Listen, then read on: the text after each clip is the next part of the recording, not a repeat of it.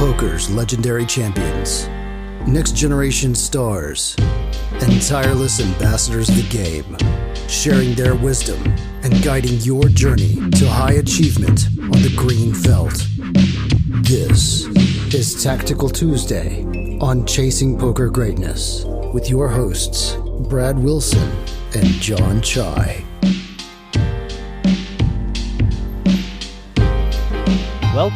Welcome, my friend, to another episode of the Chasing Poker Greatness podcast. As always, these are your hosts of Tactical Tuesday, Coach Brad Wilson and John Chai.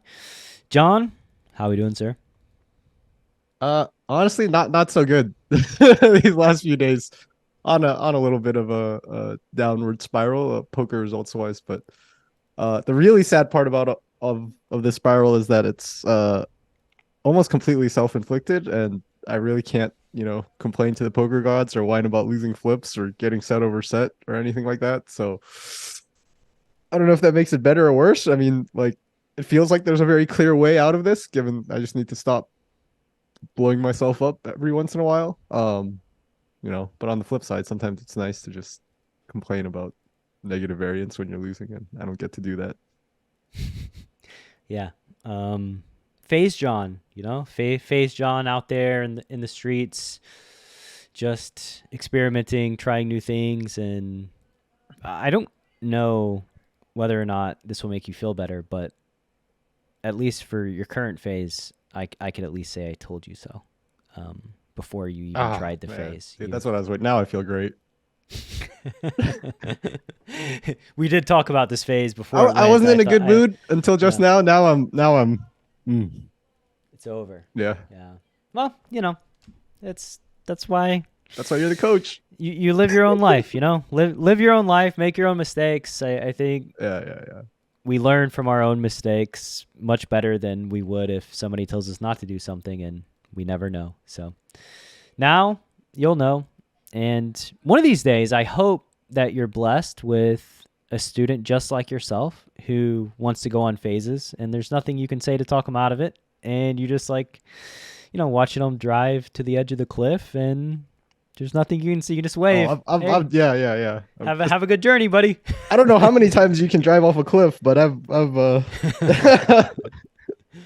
I've waved by like multiple times to whoever's watching. Yeah. Good news is that you get an extra life. So you just click the rebuy button and you're back in the game. So no permanent damage, despite I guess some short-term damage and probably some confidence and ego and pride damage, but you'll recover from that. Get to reload and try it again. Okay. I'm not gonna fall off the cliff this time. I know what I did wrong. Yeah. The cliff is inevitable. That's the cliff. The cliff is inevitable. You're gonna fall off of it. I'm gonna fall off of it. We're all gonna fall off the cliff. But such is life, right? Just try to not fall off it often. That's kind of the theme, actually, of today's episode. It's a pretty good segue. Is trying not to fall off the cliff as I bluff catch the river. Nice. I can only imagine the YouTube thumbnails that Patrick's gonna come up with based on this metaphor that just came on the fly. You want to break down the action? Sure. So we're playing four-handed, 5-10 online. I think this is all regs in the game. The cutoff opens to 25. I 3-bet pocket jacks to 80, and the cutoff calls were about 150 big blinds effective to start the hand, so a little deeper than usual, but still nothing that crazy. Cutoff calls, we got $175 in the pot. Really wet board. 10-9-8 two-tone. Cutoff starts with a check, and I think we already have a decision here about whether or not to c-bet, and if we do want to c-bet, what size. Well, I think you do want to bet this hand at a decent-ish frequency. What do you mean by like this hand? It sounds like there's some hands that you're saying you wouldn't c-bet that are similar category. Probably not betting aces. I'm probably not betting kings. I would be more inclined to bet queens and jacks. Aces and kings just doesn't have as much equity as jacks does on this board, and it's just going to be really difficult to play turns and rivers. So jacks that blocks the straights and also has good equity against 10s, 9s, and 8s, I think is like just a totally reasonable hand to bet. You can also, get check raised by like ace jack, king jack of diamonds, queen jack of diamonds. Villain does have in their range too, which would be a very unfortunate combo for them to show up with here. But if they show up with one of the two queen jacks that remain, then I guess so be it, right? But I think jacks I think has enough equity to bet, so I would bet, and probably sizing wise, I think is another interesting question here. So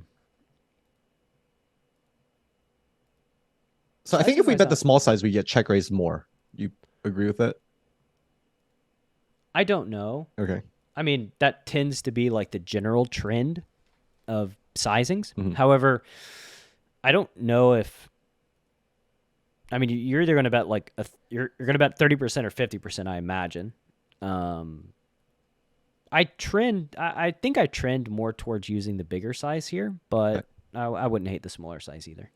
Yeah, I'm pretty sure I do use the big size if I remember correctly. The cutoff checks and then I see bet. Yep, exactly half like you predicted. Mm-hmm. Yeah, and then I was like saying the same thing that you were like. I was like, yeah, I got jacks. Like if there's an overpair, I'm gonna bet on this board. It's probably gonna be this one. Like who cares if I get check raised? I got really comfortable hand to continue with.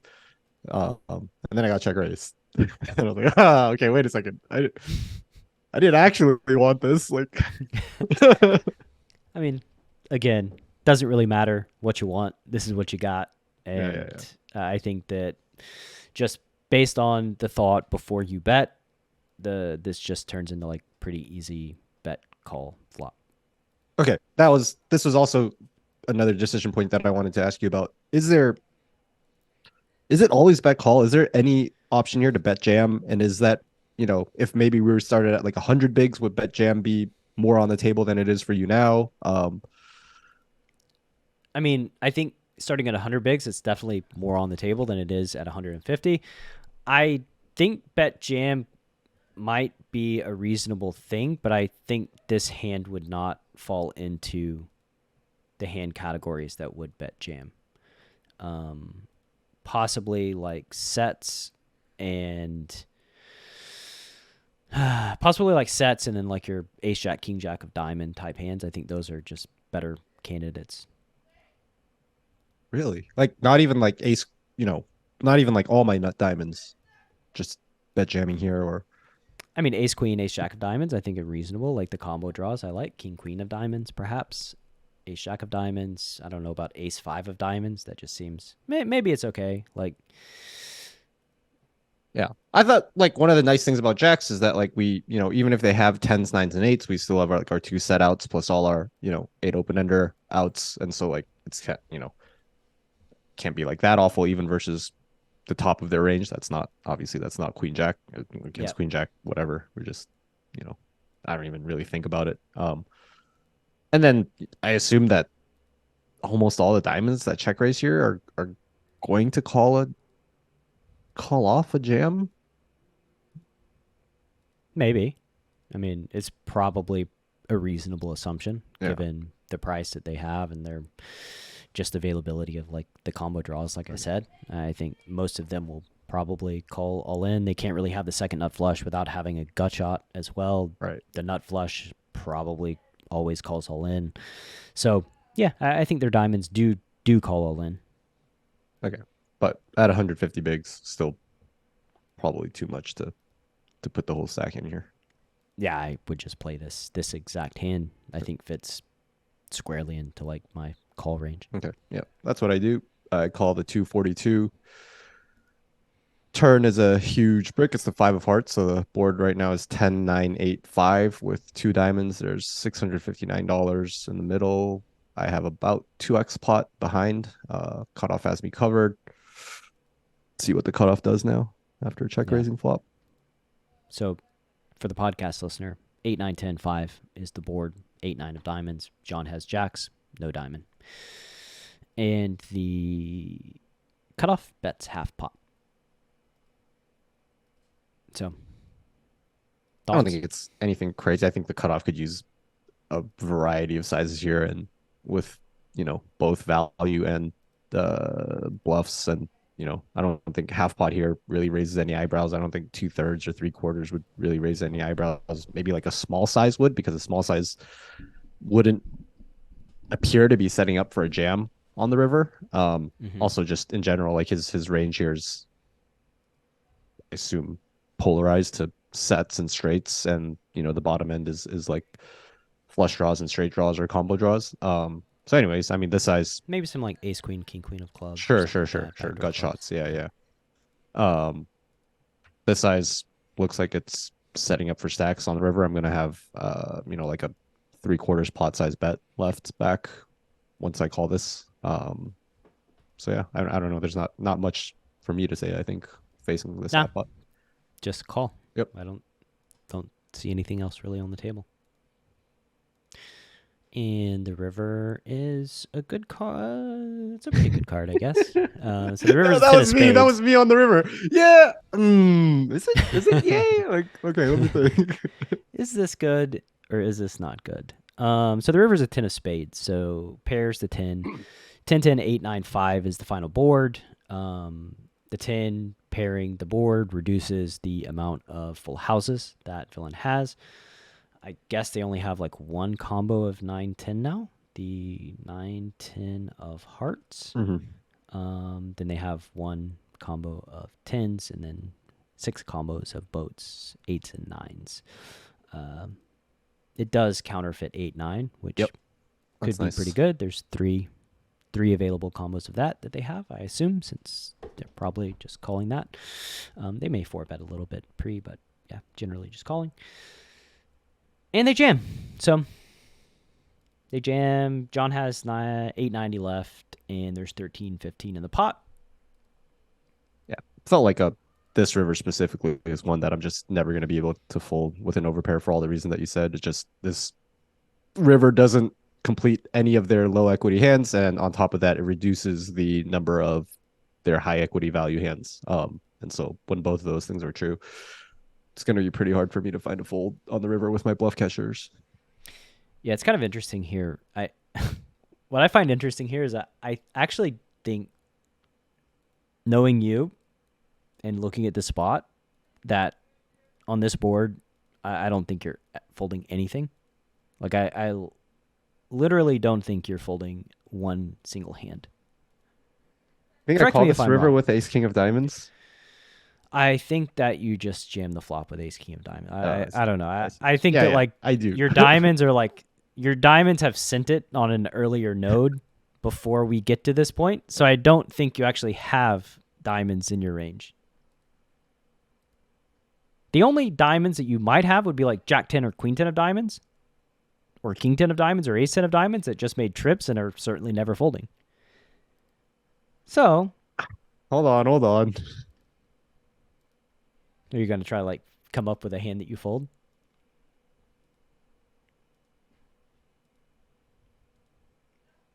Can't do it. Yeah, I know you can't.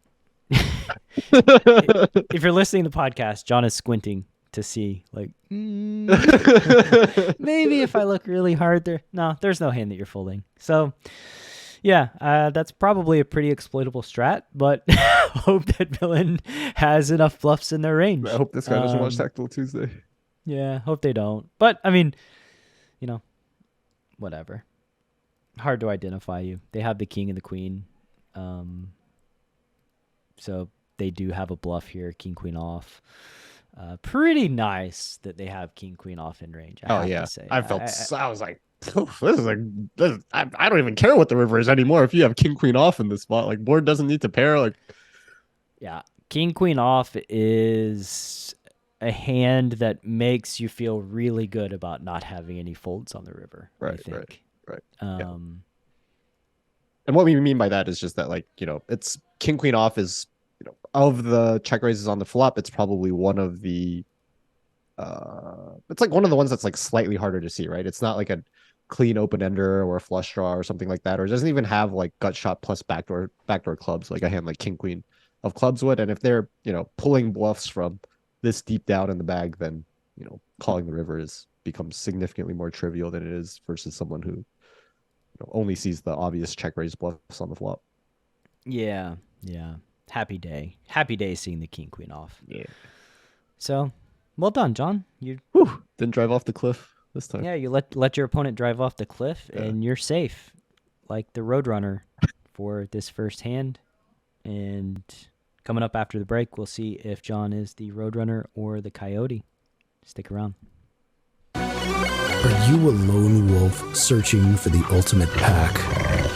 The CPG Wolf program is a close-knit brotherhood hell-bent on one thing only: chasing poker greatness. Powered by bleeding-edge wolf strats and led by Coach Brad and his lieutenants, CPG Wolves are systematically prepared for almost any spot they'll encounter on the green felt. If you want to plug into an elite team and have a step-by-step game plan to realize your full poker potential, you can apply at cpgwolves.com. Space is limited, and the pack is only as strong as its weakest member. So only the hungriest, grittiest, and most driven will be accepted into the program. Applications are open at cpgwolves.com. All right, welcome back from the break. Now we have hand number 2. What was today's theme? I forget. I have all these thoughts of Trying to stay on the cliff while bluff catching. Okay, so got it. So giving them the Euro step. This one has a Euro step. I'm surprised you even know that word for someone who doesn't watch a lot of basketball. Yeah, I watched a clip of a football player, and they said that the football player Euro stepped the defender, and then I Googled what Euro step was. So I went down the Euro step rabbit hole, and now I know. Where does this hand come from? It comes from the live streets. This actually happened last night. So it's very, very fresh. Playing in a 5-10-20 uncapped somewhere on the strip in Vegas. It's a big UFC fight last night, so wandered down there hoping that the games would be good. They were not. Yeah. Well, what can you do? Yeah. Everyone was at the fight. You live and you learn, right? I guess next time Johnny Bones Jones gets in there, you'll stay home. I'm sure that's what everyone who bought tickets to that fight also. So we'll say. Hey, I think Bones trains out of Las Vegas, so they're probably pretty happy there for him. He hasn't fought in 3 years. Yeah. New heavyweight champion of the world, and almost certainly the greatest mixed martial artist of all time. Which, yeah. Anyway, we'll save that story for a different podcast and a different day. New format for chasing poker greatness, chasing MMA greatness, I guess. Let's break down this hand that you played against. Queen 8 of diamonds. I'm on the button. It's a bunch of regs somewhere on the strip. Yeah. In a bad game. Queen 8 of diamonds on the button in a 5-10-20 with 3 blinds. I open to 60. Small blind folds. Big blind 3 bets to 200. Straddle folds. This is a small 3 bet. Not only just like, I mean, we're about 200 big blinds effective. I've roughly $4,000 in my stack. This was like not only a small 3 bet, just like given this formation, I would have expected him to go, maybe like a touch bigger, but this is also small for this player specifically. I'd seen him 3 bet out of position a handful of times before this, and they were all bigger than this. Not exactly sure how to read into that. It's live poker. Maybe he just, I don't know, forgot to grab $40 extra or $50 extra or something like that. You're stringing the fish along. Maybe that's I got a 3 bet small, keep the fish in there with the Queen 8 of diamonds, and he gets his wish. Yeah, I would normally fold this facing a normal size 3 bet, at least at 100 bigs. For those of you watching on YouTube, by the way, the graphic says 4 bet, but there was actually a straddle that I assume John put in there as the 2 bet, so that's why. Yeah, that's correct. It says that. So John calls, and wow, a doozy of a flop. 8-6 deuce.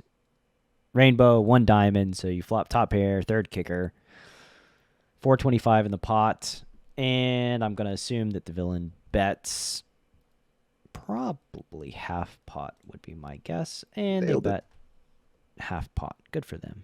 Good Yeah. for them. I guess like a little bit more background on this villain. Maybe it'll come in handy somewhere down the line in his hand or not. He's a live pro, but I don't think he like I would never categorize him as like I would never even be suspicious that he was like an online reg just based on sizes and stuff like that. So take that for what it's worth. So you're saying you would assume that he does not play online. Yeah. Okay. Yeah. Understood. Yeah. And for example, like the guy in between us, I was like very sure this guy plays online. I wanted to like just turn and ask him like, hey, what site do you play on? Yeah. Are you player 3 or player 4? Yeah.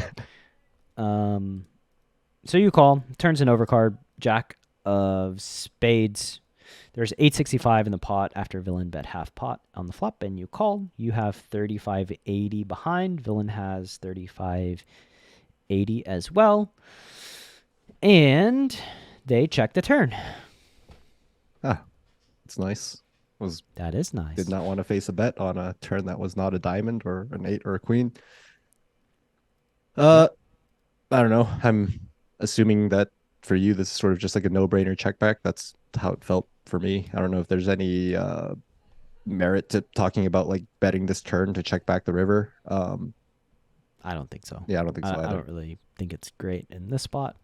I would just check behind and play rivers accordingly. Yep, that's what happens. River accordingly is the ace of diamonds, which is gotta be a card you're not loving. I did not love this river. Yeah. I don't think you should love this river. And villain bets 310 It's into like this weird size. 865. Yeah. Not a third, not half. Like Yeah. I was like, 42%. I don't know if I've ever seen 42% on the river. I have a confession to make. Mm-hmm. I turn a pair into a bluff. No shit. That's the least surprising thing I've heard today. I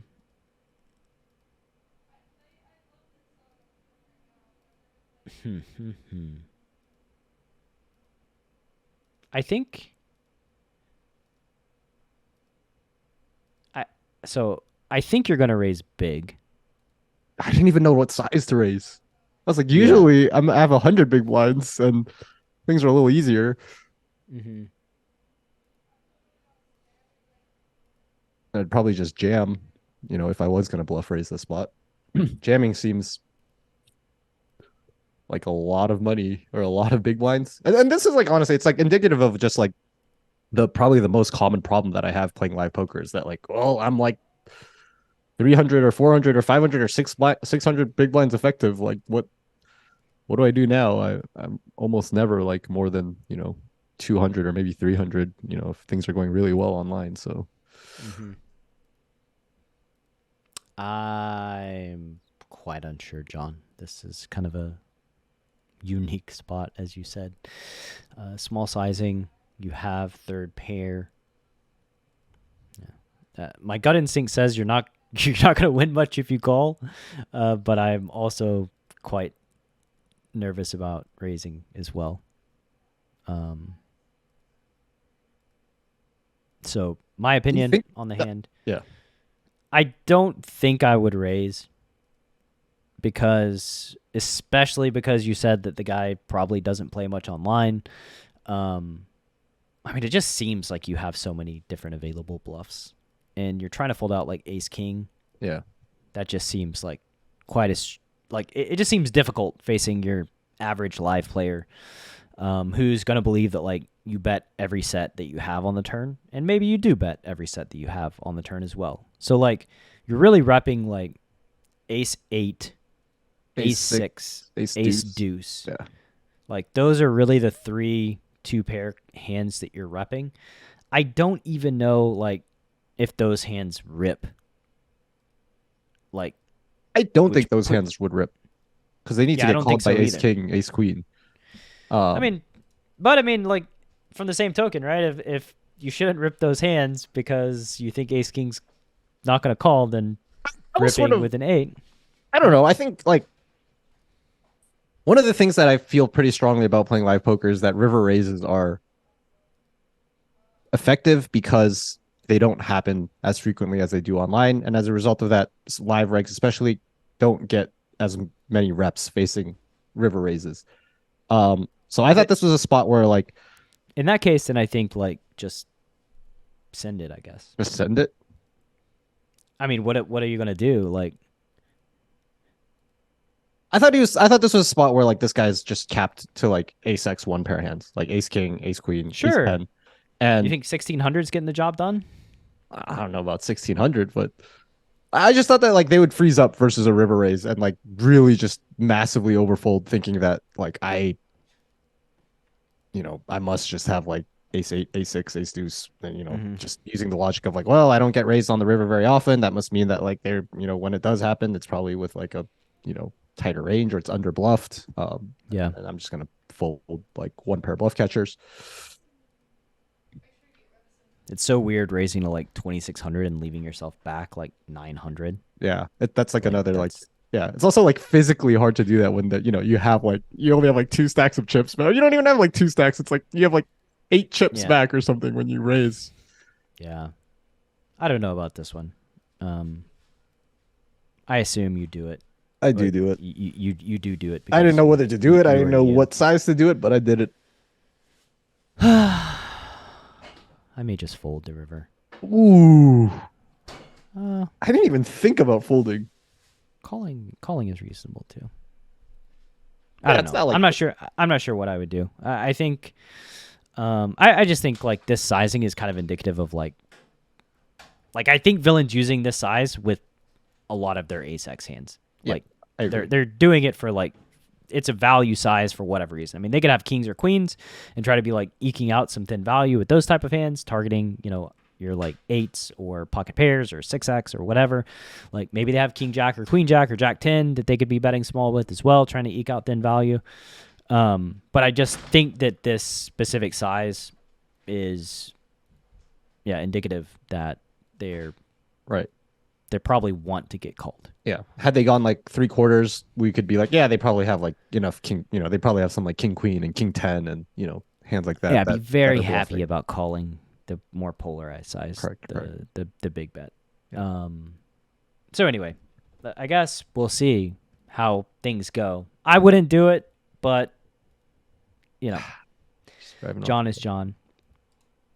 Ooh, we got it through. Yeah, we got the tank fold on the river. Yeah, the tank fold. Yeah. 1840. Yeah.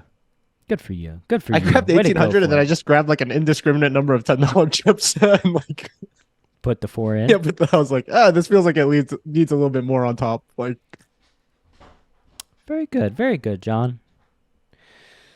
No, I don't know if it's very good or no Wile E. Coyote today. Sidestepped it, Euro-stepped it, however you want to say. Yeah.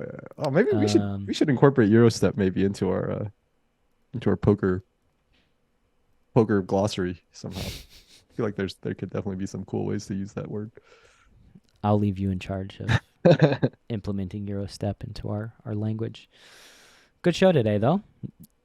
Officially one Tactical Tuesday without incident. Congratulations. Yeah, as much as I tried here. Anybody you want to thank? Well, no, not really. I'm just gonna take all the credit for finding this cool river raise and mirroring it off with Jackson the last hand. Well done, John. I don't get to put the blame on anyone when I drive off the cliff. I feel like I should at least get the credit. Yeah, get the credit when I don't, or when when I try and it doesn't work. Yeah, you should just be like Michael Scott. I would like 100% of the credit and none of the blame. That's how it goes. I got nothing left. Good show. Yeah, that's it for me. See you next week. Thanks for listening to Chasing Poker Greatness. You can subscribe on Apple Podcasts or on your favorite podcast app. Go to chasingpokergreatness.com to get the newsletter. Join the Greatness Village community, book a coaching session, or dive into the latest data-driven poker courses. Follow the show on Twitter at CPG Podcast.